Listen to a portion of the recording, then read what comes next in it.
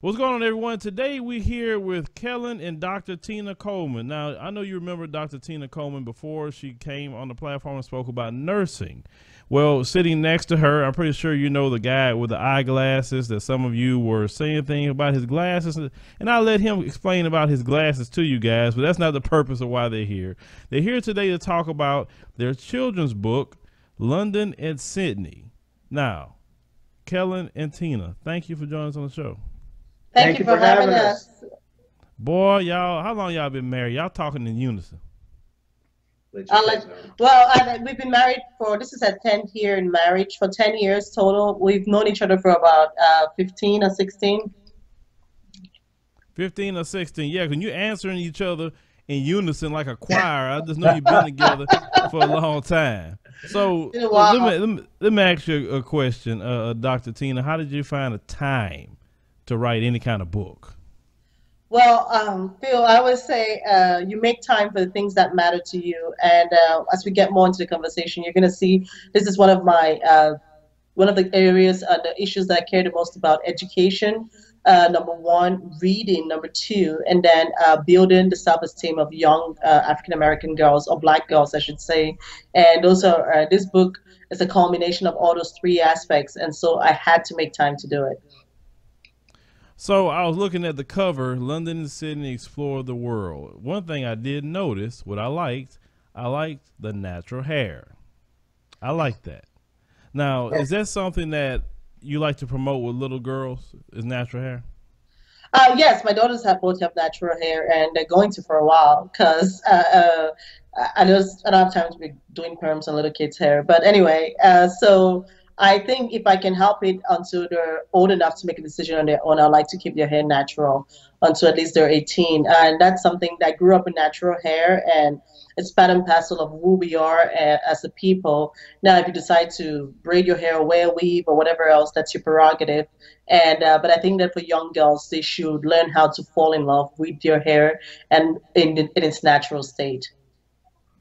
All right, so Kellen, I know every day, and I'm pretty sure you guys have heard me call his name before.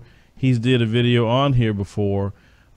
This guy has really helped us get a lot of good interviews and help us grow the platform, but he's here today to talk about a book, not about what he do here. So Kellen, to answer a question from the people from the last video, what's going on with the glasses, brother?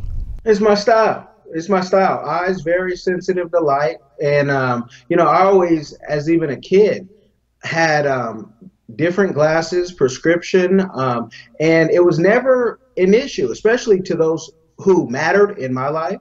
What I was telling you is, if I was blind, when people say, "What's up with the glasses?" It's my style, and no one ever says anything. And those who do really need to get a life today. Boy, okay. Now let me tell you about Kellen. Kellen is very snappy. If he was sitting in my seat, ladies and gentlemen, I think he would be riding down on people a lot more than probably I would. I try to keep some composure, but I try. I've known Kellen for 10 years, and he's always, these are prescription glasses, and it's always, I think his glasses turn dark when there's a lot of light. And, with filming, you always get light shone right in your face. So I think he's always worn his glasses. I can't believe it's an issue. Oh, no, it's not an issue for me. Hey, like I said, look, there's no problem. We were just answering the question from the last video because you know how people are so concerned with what people do in the video instead of listening to it. Yeah, I'm going to keep this, and it used to be a thing with even teachers, whatnot, depending on the different shades and which ones. But I'm going to keep this look going. It's working for me. So let's talk about the children's book itself. What inspired the children's book? Why a children's book? Because there's a lot of things that you could write about. Yeah, the children's book, I wrote a book when we were living in Texas on the Christian industry. And that too is on sale on Amazon and does fairly well. But the children's book is because we've traveled due to just what we like to do. We don't have to go buy, Chanel bags and a whole bunch of just other items and not trying to keep up with the Joneses. So we always, even when we met in Grambling, we would travel, whether it was the Greyhound bus. I mean, that was our travels from Florida to California. Oh, no. And with our kids, you don't have to stop traveling as long as you prioritize your money. So we've always traveled. And with my wife even going to residency, we said, we've been to over 22 cities and places with the girls, a couple countries, at least with London. I said, I have a book and I'm going to document it. And I started it when we were in Texas, and it cost so much to do a book because I didn't know how to do it any other way. And I had to put it on the back burner. And then when my mother was getting sick, I said, I really got to push this book idea. I really got to push this book idea. So through Cyrus Webb, who you've been on his show, his radio program before out of Mississippi, I asked him, did he know any illustrators? And I wanted a African-American illustrator. The one that I had before did great, but I wanted someone who could really touch those experiences that are unique to us. So I found one, Ron Bryant, out of Florida, and he's a Patreon member here on the Advise Show too. So shout out to Ron Bryant. And we started working on this book together, and I always knew I wanted to do this book, but I also know what I had the stories laid out. I had the words laid out. What I did not have laid out is the art, the design, and that's where my wife came in, because Ron and I are a couple dudes just talking, and he said we would have had these kids looking like some Power Rangers, but thank God for a good wife.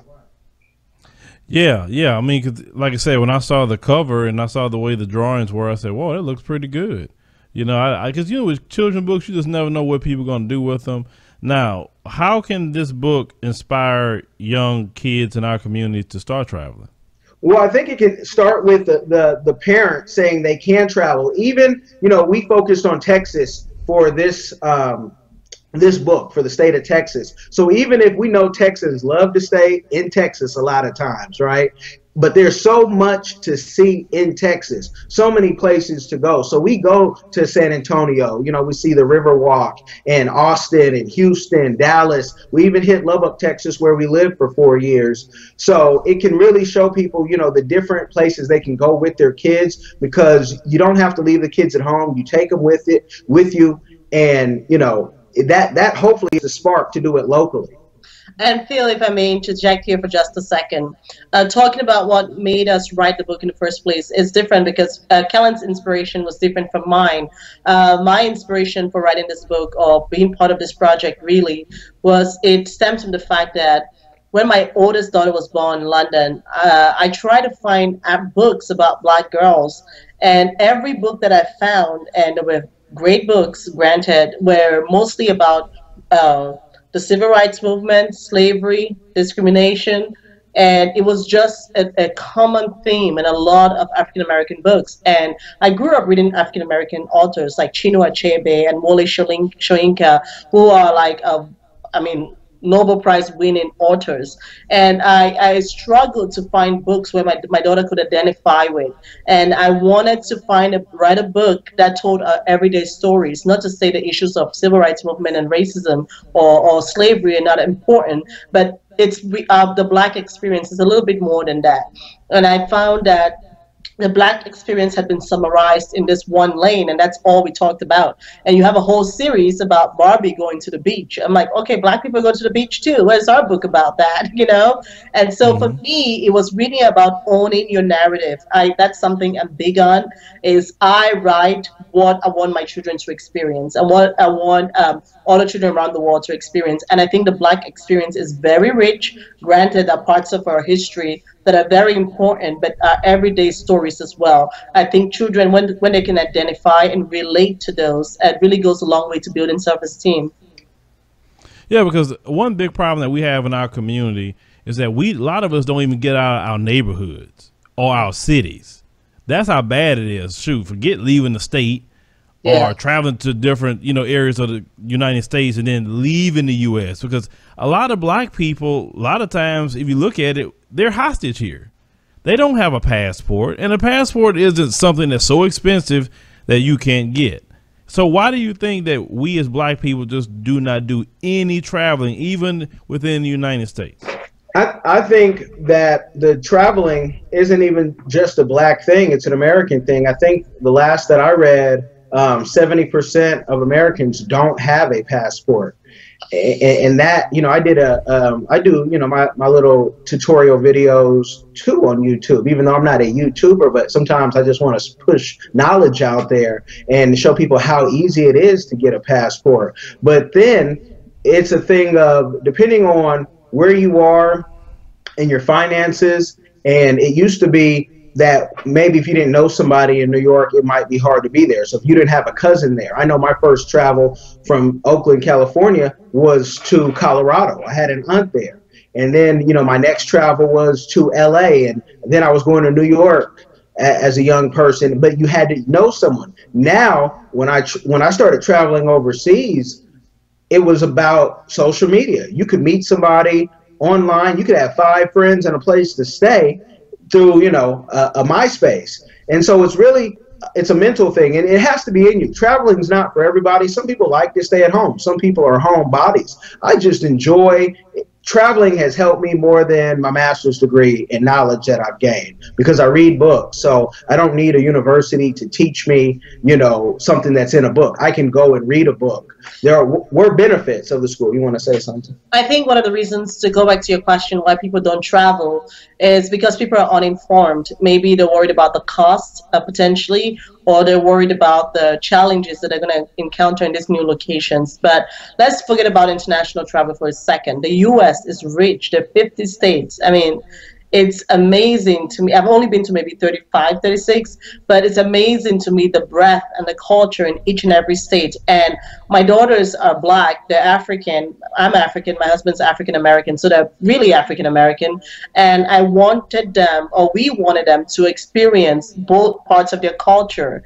I think Texas is a beautiful state, we spent 4 years there, but the Pacific Northwest is just as rich and beautiful. I think if we get out of our comfort zones, people get too comfortable mentally, physically, and even in an emotional space where they do not want to experience new things. And that's what the value of projects like ours brings, because it brings that experience to your bedroom, to your house, to your place of living. You're like, wow, if I can see people who look like me doing it, potentially I can do it myself as well.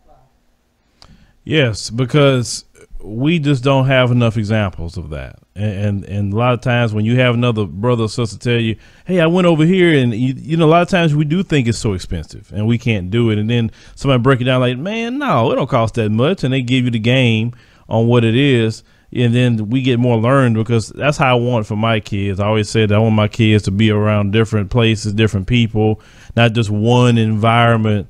And it's sad that some people think their whole world, whether they Black, white, or in between, they think their whole world is just where they live. And any other view they have other people, they get through the television, which is the idiot box. And that's where they get it from, which is very bad. Thank God for YouTube and other outlets, so they can see, what's really going on. And Kellen and I are very cheap. We will travel on $2. We've done it before, right? Remember? Yeah, it's not that expensive. It's not that expensive. Right. You know what you're doing. And we've also helped other family members and friends plan travels and book travels and different experiences with us as well. So I think that you can do it individually. You can also do it as a community, and there's value in both. Let me ask you a question. You said you used the word cheap. Maybe we want to use the word frugal. You fly Frontier Airlines? No, but we've flown Spirit from Dallas to Jamaica for it was like $100 and something. And I'll never do that again. I will never fly. And that's what happened when you go cheap. Exactly. We are super cheap. That's what happens. I like that term frugal as well. I think for us now, I think one of the biggest challenges really of this whole process of training and living, I think doing medical training, it's really been living on a budget, because before it was just Kellen and I was like, we're bored. You want to go to, I don't know, Montreal for the weekend? It's like, come on, let's do it. And then some kids show up, and all of a sudden you have to start budgeting seriously. And I think obviously it took a little bit of adjusting at first, but it took, like Kellen said, it took conscious decisions. I just remember posting a nail picture to my sisters maybe a few weeks ago, and I was like, I haven't gotten my nails done in 3 years. I haven't got my nails done, but I've traveled, so I just think you do what you value. And I know some women that will not go a week or two without getting the nails done, and for me it's just not that serious. Yeah, when you have those kids, like I was saying earlier to you guys, I was at the track meet all day, and it was raining, and you just, like I said, push your life on hold for those kids, and that's what we do as parents. We love our children. It's about them trying to make their life good, successful, and we do make some sacrifices for our children. We do, and they will pay off by God's grace. That's right. It do pay off when you do that. And if we had more and more of that, like really more and more of that of in our community, not to say we don't, we have a lot of great people in our community doing the same things. But the emphasis on family and the emphasis on keeping our children well-rounded, get the propaganda out of their mind from this system and deprogramming their mind from this mess that they try to teach them. That way we could, definitely be better as a community. But let's talk about the different avenues of getting this book. How can people get this book? People can get this book right now on Amazon, whether they want to do paperback or Kindle. It's about a week, at most 2 away, I'm told, to be able to be on Apple and, Barnes and Nobles and all that. And, the library, we are pushing to the libraries, because with this book, we also opened up a publishing company called Fomenke Publishing, and we'll be publishing all type of different books from that company. So, they can hopefully sooner than later get it from the library. But, ask your local library, especially in a week, because if you request it from the library, they have to at least make an inquiry and, maybe give it a week or so and ask them, because nobody buys books from Amazon. And so it's just a processing thing. And that's something we couldn't really, it's just one of those things that got tied up. So Amazon, London and Sydney, book, type it in. Well, that's one thing I'm gonna have to disagree with you on about buying books. Most of the books I've ever bought has been through Amazon. So I know you got them on Kindle because I want a book in my hand where I can look at it. And, digital thing is great at times, but what if I don't have no power? Sometimes I just want to pick up a book and read it and educate myself, especially, with the stuff that we are dealing with here on this channel. We always got to stay educated. So, guys, make sure that we'll put the link in the comment section to Amazon. We'll pin it at the top. Pick up the book, London and Sydney. Support Black authors. We have this great couple that's been married 10 years plus, supporting Black family, and that's what we want to do. Bill, I want to end with one comment. I know you're wrapping up really quick. I want to end with a sobering statistics about minority books. So in this country, only 15% of all children's books are written about minority characters, period, including Hispanic, Chinese, whatever, Asian, whatever else. So only 15%. Out of that 15%, 30% of those writers are Caucasian. So the idea of us getting our stories out is very, very critical, because first of all, we cannot control a narrative if people are writing our stories for us. And so I want to use this opportunity to reach out to every single potential writer or book author or illustrator out there. If you have any ideas in a project, contact Kellen on Fomenke Publishing. We want this to be an opportunity where all the minority voices are heard as well. All right, so make sure you follow Dr. Tina's advice medically and on this as well, and purchase a book and be supportive. So, definitely thank you guys for joining us today and letting us know about the book London and Sydney Explore the World, Texas edition. That's a good way to start. And you guys have a great day. You too. Thank you. Thank you, bro.